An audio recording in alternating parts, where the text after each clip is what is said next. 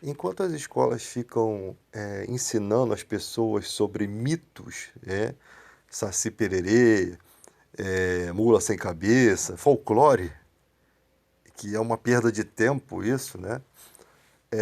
Muita história verdadeira fica encoberta. Parece que há um complô no ensino público de não ensinar as coisas que aconteceram no próprio país delas. É um complô para você se tornar um cara burro, né? Ou seja, para que eu quero, o que que o Saci Pererê ajudou na minha vida? A não ser para me rir dos vídeos do TikTok. Não tem nenhum mérito, não tem nada de bom. E aí vai passando a boiada, né? A história verdadeira do país, as coisas que aconteceram que vocês às vezes não estudam, que vocês não sabem, que são as importantes, ficam enterradas, né? Ficam enterradas. Como a história do Vladimir Herzog, um judeu que era um jornalista naturalizado brasileiro que sofreu barbárie, era considerado o presidente do Partido Comunista, que não é na época, não era um partido de guerrilha contra a ditadura, como se imagina.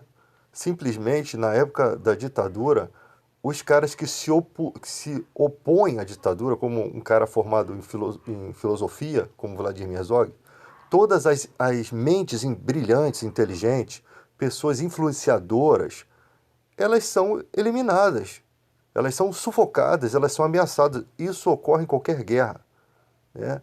Todos aqueles que podem de alguma forma influenciar a sociedade a enxergar o que está acontecendo, né? Ainda que eles não tivessem força para mudar, todos esses sofrem represália. Isso é normal, né? Então, quando você for estudar questões desse sentido de comunismo, você perceba que não é como se colocam, né? Esse cara, o comunismo dele não era de guerrilha, era de diplomacia, tá? Os músicos, né? Os filósofos, os professores, todos esses sofrem represálias, sabe por quê? Porque não aceitam a opressão, não aceitam o que está acontecendo no país, mas não são capazes de pegar em arma para lutar. Por quê? Porque são pessoas inteligentes, pessoas que tentam lutar com a mente, com a inteligência. Então esse cara, pai de dois filhos, né, é retirado de casa, né, e vai se apresentar dentro do ICOD, que era o quartel-general, isso na época do Ato Institucional 5, na época do AI-5, época em que estavam havendo torturas, né? Estavam havendo barbáries acontecendo ali, e esse cara simplesmente foi morto e considerado como um suicida, né? E mostra a foto do cara de joelho enforcado aí. 39 pessoas foram ali no doicode foram acusadas de ter se suicidado. 19 delas por enforcamento. Olha que coisa nojenta, né? Então, é nítido que aconteceram barbáries, maldades ali. Com pessoas que não... um cara judeu, um cara que o suicídio para ele representa uma vergonha, tá? E a partir da morte desse cara, surge um personagem. Olha como é que o catolicismo ali se junta com a vida de um judeu. Olha como é que é as coisas. Um judeu é morto e ali o Dom... Surge ali o Dom Paulo Evaristo, né? Dom Paulo Evaristo Suane, que é um cara que serenamente ali começa a reunir as questões da ditadura, tanto que até o general, o Geisel, depois reconheceu que existiu tortura, tá? E agora nós temos aí pessoas mortas, pessoas injustiçadas, né? E muita gente nos dias de hoje querendo o retorno do AI-5, né? Sem sequer se dar o trabalho de estudar a história para saber o que aconteceu ali. Então, vocês que são jovens hoje em dia, procurem estudar a história para que vocês não venham a ir junto com essa massa que não estuda ou que estuda livros ilusórios, né? Eles tiveram tempo para preparar histórias mentirosas e misturar tudo, porque é isso que fazem, para bagunçar, é uma estratégia para bagunçar a história real de quem realmente sofreu, de quem realmente perdeu um ente querido. Tu acha que uma pessoa que perde um ente querido vai estar mentindo por algum motivo, né? Então a pessoa perdeu um ente querido, ela está ali para expressar o que aconteceu, o seu sofrimento, o que seus filhos passaram. Então eu prefiro ficar do lado das vítimas, eu prefiro ficar do lado das pessoas que hoje tem gente que fala que o cara foi isso, foi aquilo, não tem prova nenhuma. Um cara com uma profissão incrível, né, naturalizado brasileiro, uma profissão incrível, uma profissão boa, com família, com filho. Um cara simplesmente acabaram com a vida dele, né? E de muitos outros, como ele, tá? Então, um monte de jornalistas, então todos os jornalistas são comunistas, todos os jornalistas trabalham para o comunismo. Na verdade, todo o jornalismo na época da ditadura, a maior parte ficou do lado da ditadura. Se eles fossem comunistas, hein? A maior parte ficou subjugado à ditadura. Alguns até apoiaram a ditadura, mas tinham aquelas pessoas que viram que a coisa desandou de uma forma que não estava certo os acontecimentos. Então você mesmo tem que estudar e tomar suas próprias conclusões.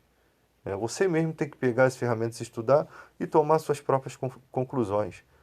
Então parar com esse negócio de ensinamento de mula sem cabeça, Saci Pereira, que isso daí vai deixar os jovens alienados, sem futuro, sem conhecimento nenhum. É por isso que o Brasil está como está, né?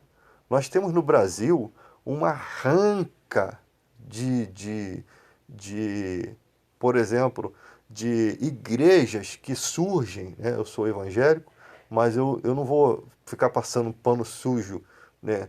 Um monte de igrejas que surgem, principalmente do nosso mundo evangélico, com pastores picaretas, né? Que pregam coisas ilusórias.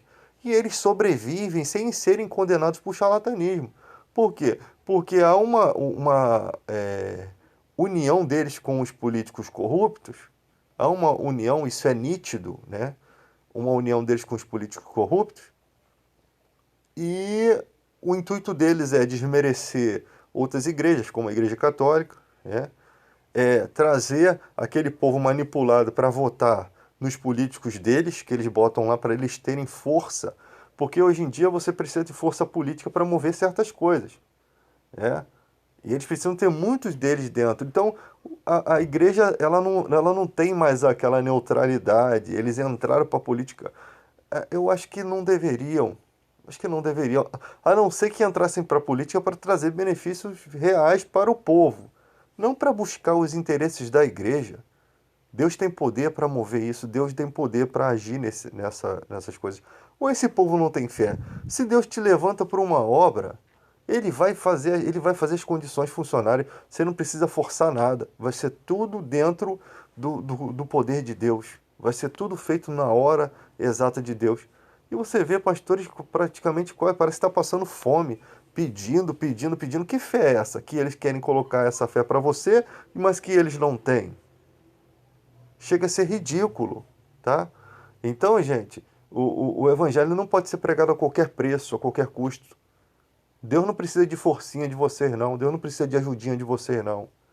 É Deus que faz a obra. É o Espírito Santo que está movendo. Deus não precisa de ajudinha de homem, não. Ele precisa que você pregue só a verdade. Ele precisa. Jesus falou: quando eu vos mandei sem duas bolsas, sem duas sandálias, sem dois bastões, faltou alguma coisa para vocês? Não faltou nada. Ou seja, Deus proveu todas as coisas. Ah, mas não tem dinheiro ali. Jesus manda pescar um peixe e ter dinheiro dentro do peixe.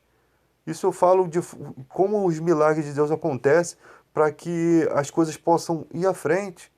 Porque quando uma obra é de Deus, nada tem como neutralizar.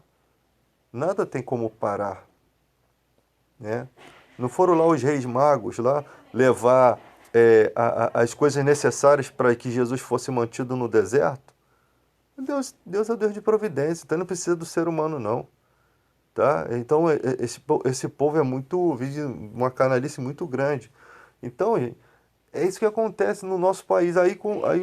Anos e anos, a gente só coloca gente podre dentro da política, que não nos representam, e aí você vê os reflexos disso tudo aí dentro dos hospitais, nos meios de transporte, tudo superfaturado, tudo mal feito, tudo mal acabado. Hoje em dia tu chega no hospital, eu tinha que proibir, eu acho que nos hospitais o telefone tinha que ser convencional do Estado, não tinha que ter Zap, não tinha que ter nada. E cortasse sinal de celular ali, porque você chega no hospital, todo mundo no celular, né? Você chega em qualquer lugar, todo lugar que você chega, as pessoas estão lá no Zap e não estão atentas ao que estão fazendo. Isso causa acidente no trânsito. O cara joga o carro para cima de você porque o cara está no telefone. Está uma bagunça esse país. Esse país está bagunçado. Você pega o carro, vai na Avenida Brasil, você vai ver quanta. Vai filmando quanta burrice o nego faz no trânsito. Olha quantos acidentes nós temos. Nós tivemos numa época aí 500 e poucos acidentes por dia, sabe? Vítima de atropelamento. Fora os outros acidentes, né? Acidente com moto. Então o cara tá no volante, ele não tem responsabilidade sobre a vida dos outros, ele tá nem aí, ele joga a carreta mesmo, e quem tá atrás que se lasque, é isso que tá acontecendo no Brasil. Isso tem que acabar. São pessoas, pais de família, mães de lá, que perdem sua vida ali numa condução. Gente, o cara da van acelera, parece até um doido, achando que é o Ayrton Senna.